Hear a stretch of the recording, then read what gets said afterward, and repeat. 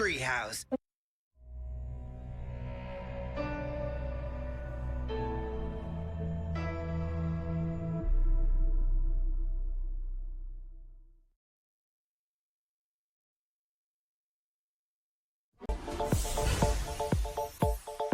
Sa Pampanga State University, pila-pila ang mga estudyanteng ito. Bit-bit ang kani-kanilang patatasahang lapis. Pero teka, sino nga ba tong si Kuya na in demand sa mga estudyante? Na parabang siya lang ang may pantasa sa buong campus.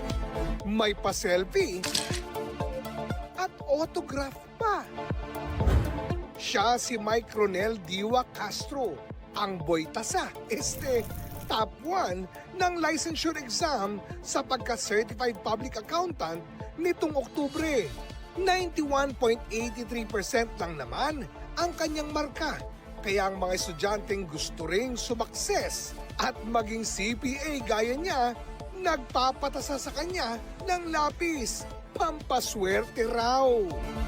Pero di naman daw kailangang i-gatekeep ang secret niya to success na disiplina at time management.